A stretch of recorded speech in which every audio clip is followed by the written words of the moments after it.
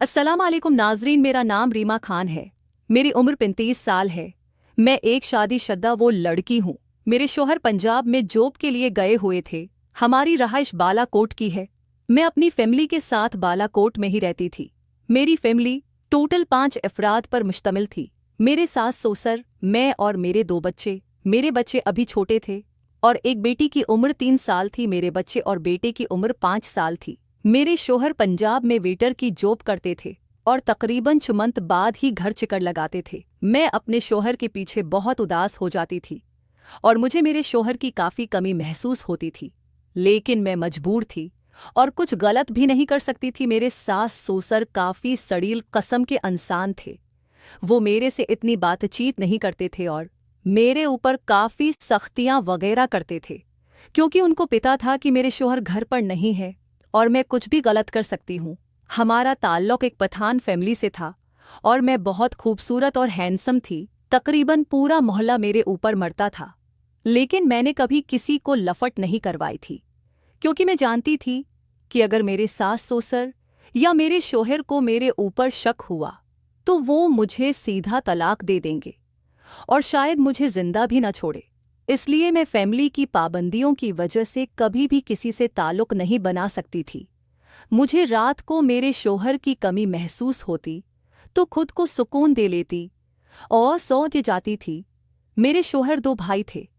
मेरे शोहर की उम्र तकरीबन 40 साल थी और उनकी छोटे भाई की उम्र तकरीबन 25 साल थी।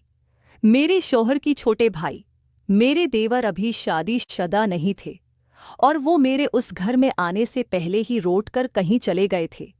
लेकिन मेरे शोहर के बाद ही मेरे देवर घर आ गए थे। मैंने जब अपने देवर को देखा तो पहली ही नज़र में उस पर दिल हार बैठी थी। मैंने उतना खूबसूरत नौजवान पहली दफ़ा देखा था, क्योंकि घर की पाबंदियों की वजह से मैं बाहर नहीं निकल सकती थी।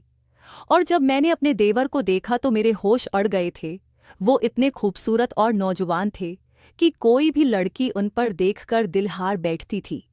मेरा दिल उसी वक्त कर रहा था कि मैं अपने देवर के साथ कुछ करूं, लेकिन हम फैमिली में इकट्ठे रहते थे, इसलिए मैं मजबूर थी। हमने शाम का खाना बनाया और मैंने अपने देवर के लिए काफ़ी अच्छी डिशेस बनाई थी। मेरे देवर खाना खा रहे थे और साथ में खाने की तारीफ कर रहे थे, लेकिन मेरे सासुसर मेरी कोई तारीफ नहीं कर रहे थे।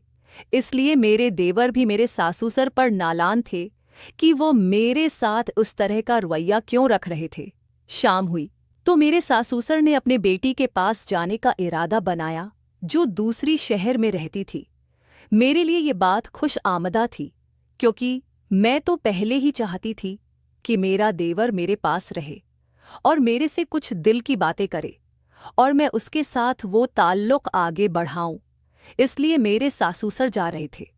मेरे सासुसर ने हमें बाई कहा और चले गए थे।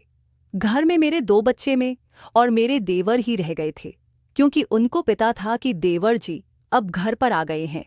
इसलिए मेरे सासुसर को मेरी कोई परेशानी नहीं थी, लेकिन उनको क्या मालूम था कि मैं तो देवर के साथ ही सब कुछ करने के लिए तैयार हो रही हूँ। शाम हुई तो मैंने देवर को कहा कि आज खाने को क्या पकाऊं। देवर जी बोले, आज कुछ नहीं पकाना, आज मैं आपको बाहर खाने पर लेकर जाऊंगा। मुझे देवर की ये आदत बहुत पसंद आई थी और मैंने अपने एक दोस्त के पास भी सुना था कि जब लड़का लड़की को बाहर खाने पर लेकर जाता है तो लड़की को अपनी सबसे कीमती चीज़ देनी पड़ती है। मुझे भी एहसास था कि देवर मेरे से क्या लेंगे, इसलिए मैं देवर के साथ खुशी खुशी बाजार चली गई थी। वहां पर हमने खाना खाया और खाना खाने के बाद तकरीबन रात 11 बजे वापस आए थे। वापस आने के बाद सर्दियों के दिन थे। मैंने देवर जी को कहा कि आप मेरे ही कमरे में अपना बिस्तर लगा लें। देवर जी भी इस बात पर राजी हो गए थे और मेरे कमरे में आ गए थे।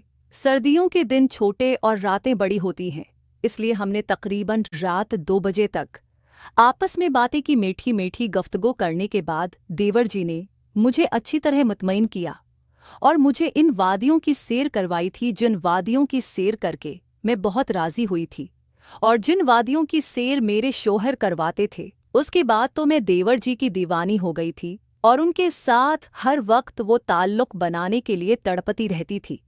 2 दिन बाद हमने भरपूर मस्ती कर ली थी और मेरे साथ ससुर वापस आ गए थे, इसलिए अब हमारी मौजें खत्म हो गई थी। 15 दिन बाद मेरे साथ ससुर ने देवर जी को भी काम पर भेज दिया था और मेरे शोहर छुट्टी पर आ गए थे, इसलिए मैंने अपने देवर के साथ वो सब कुछ भुलाकर अपने शोहर